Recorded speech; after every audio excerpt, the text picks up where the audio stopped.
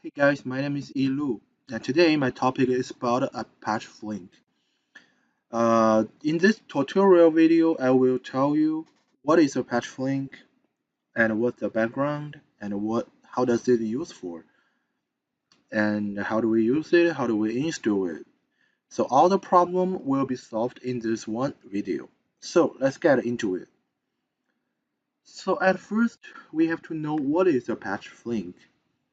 Apache Flink, as known as Flink, is an open-source unified stream processing and batch processing framework developed by the Apache Software Foundation. The core of Apache Flink is distributed streaming data flow engine writing in Java and Scala. Flink executed arbitrary data flow program in a data parallel and pipeline manner. Flink pipeline runtime system enabled the execution of bulk or batch and stream processing programs. Furthermore, Flink's runtime supports the execution of iterative algorithm natively. So here are the features. Existing existing open source computing solution will treat stream processing and batch processing as two different application types. Stream processing generally needs to support low latency and exactly one guarantee, while batch processing needs to support high throughput and efficient processing. Flink fully supports stream processing, which means that the input data stream is unbounded when viewed as stream processing. Batch processing is regarded as special stream processing, but its input data stream is defined as bounded. So here's the question. What is bounded and what is unbounded? So in the next slide, and I will explain this. The unbounded stream have a start but not defined at the end. They do not terminate and provide data as is generated. Unbounded stream must be continuously processed. For example, events must be promptly handled after they have been ingested. It's not possible to wait for all input data to arrive because the input is unbounded and will not be complete at any point on the time. That means it will not stop.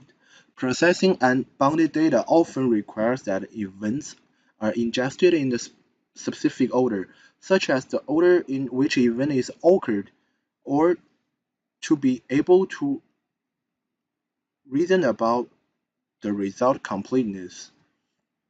The bounded stream have a defined start and end. That means the particular site. Bounded stream can be processed by ingesting all data before performing by any computations. Ordered ingestion is not required to process bounded stream because a bounded data set can always be sorted. Processing of bounded stream is also known as batch processing. Maybe some of you are really confused about the definitions because it's really long, and I will explain this in an easy way. And here's the picture about the bounded stream and unbounded stream. Like this part and this part. These two parts are defined the start and the end. They are particular set with a particular content. So this is bounded stream. An unbounded stream defined as a defined start without any end because the input and everything is keep coming and it has to be keep processing. And there's another easy way to understand it. Let's see, like the river. This processing is just like how does the river working? Like in this part of the water, you want to know how many fishes in this part. This is the bounded stream because all of the fishes is already in this part of the river. So you just count and you will find the answer like how much fishes in this. And if you want to know how many fishes in this river from the start to the end, you will never know because the fish is keep coming into the river and keep existing the river. So that's unbounded. So that's the most easy way to understand it. This is deploy applications anywhere. Apache Flink is distributed system and requires compute resources in order to execute applications. Flink integrates with all common cluster resources managers such as these three apps, but can also be set up to run as a standalone cluster. Flink is designed to work well each of the previously listed source managers. This is achieved by source manager specific deployment mode that allowed Flink to interact with each resources manager in its idiomatic way. When deploying a Flink application, Flink automatically identifies the required resources based on the application's configured parallelism and requires them from the resource manager. In case of failure, Flink replaces the file container by requesting new resources. All communication to submit or control an application happen via REST calls. This eases the integration of Flink in many environments. And here is the advantages of Apache Flink.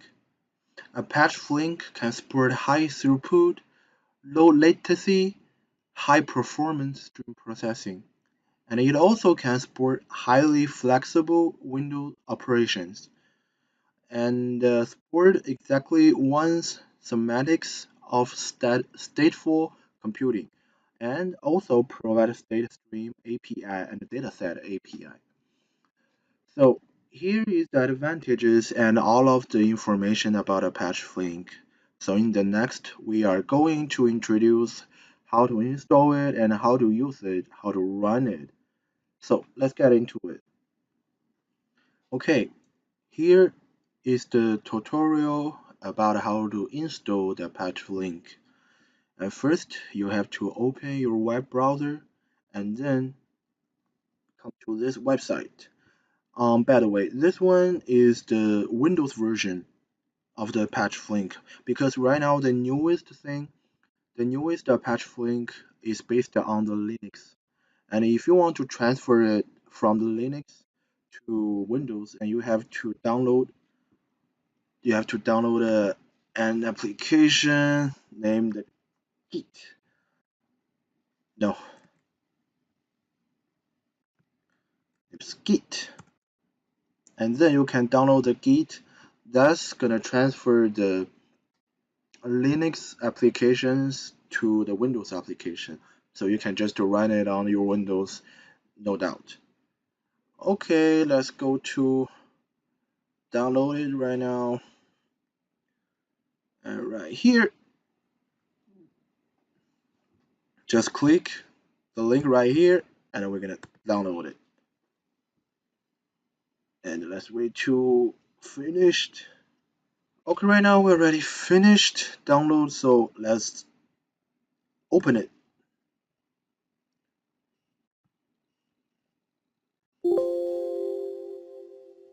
Okay, when we unzip the Flink zip file, and we can see there's a file called the Flink 1.90. And before we take that out, we have to make sure our Java version. So open your command, and to how to make sure your Java version, just type Java space slash and version. And here we go. That's the Java version. Just make sure your Java version, the Java JDK version is above 1.7. Just above that, you'll be fine to use it. Okay, then we're gonna take the file out to our computer. So I only have the disk C, so I will put it on there. Let's open it. and I will put a Flink 1.90 right here. Wait, it doesn't work. Let's go to this one. Put it right here and put it to users, and then leave the Flink 1.90 right here. Okay, here is how do we use it, and here is the steps. Okay, after we make sure the Java version of our computers, so then we can start to run the Apache Flink. And the first we have to use this to get into your Flink file. Like right here, I put it under the disk C, and this is users, just users, and my name, and here the Flink, and we just cd into this file. You can just cd into whatever file you put in. Cd Flink 1.9.0, and here we go. We're already in here, and then we have to go into the bin file. Let's go to the bin file, and here we go. And the last, we have to run this one. Bin file, we have to run this .bat. This start cluster .bat. We just type in the name start cluster .bat. Here we go. There's two more windows come out, and just minimize all of this, and then we can just go to the page, the main page of the Apache Flink. Just copy this website and then just paste into this. And now we are successfully into the main page of the Apache Flink. Here's the list overall, the jobs, running jobs and complete jobs, and all of things. You can just find it right here. And then how are we going to use it? Okay, here's an examples. No, this one. Here's an examples in the patch flink file. The examples, the batch. This is the most easy way, the most easy tool to run your patch flink. This is the which is given from a patch flink, and we can just use it for like very easy way. I will show you.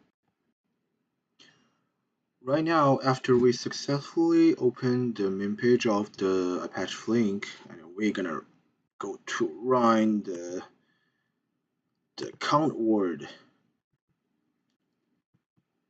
The count word is in here, and this is used for count how many words shows up on a file, and it will give you how many times it shows, just like that. And then how do we run it? And here's the command. Here's the command. This is to run uh, the flinkbat file in the bin under the bin file. This is to run, and here is your address of this word count jar, and here is the input file name, and the input file's address is right here, and its name is readme.txt. And let me show you. Here's the readme.txt. And we're gonna write our output to the same address, which is named readme count word result.txt. So just copy that and replace my address with yours, and you will be fine. You'll be fine to get the result. After we successfully run it, and we will see the result right here. Okay, and it shows me how many times that word appears in that file, in that readme file right here, and here is the result.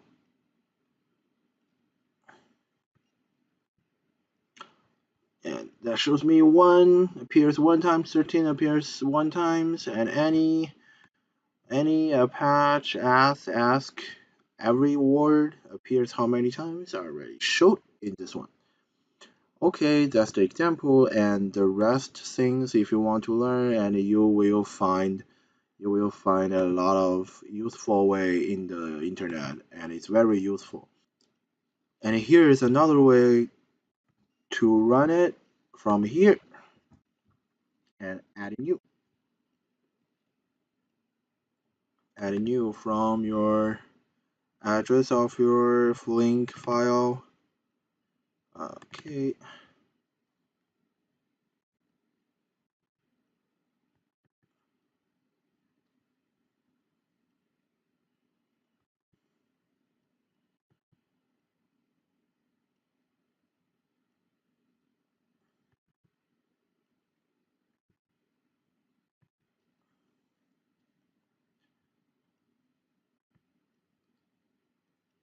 and then we just click run, submit, and we will see the result right here. And then we can see the result from here, and we can see the situation, the status of this running time. So we're done. So thanks for your watching my video, and good luck.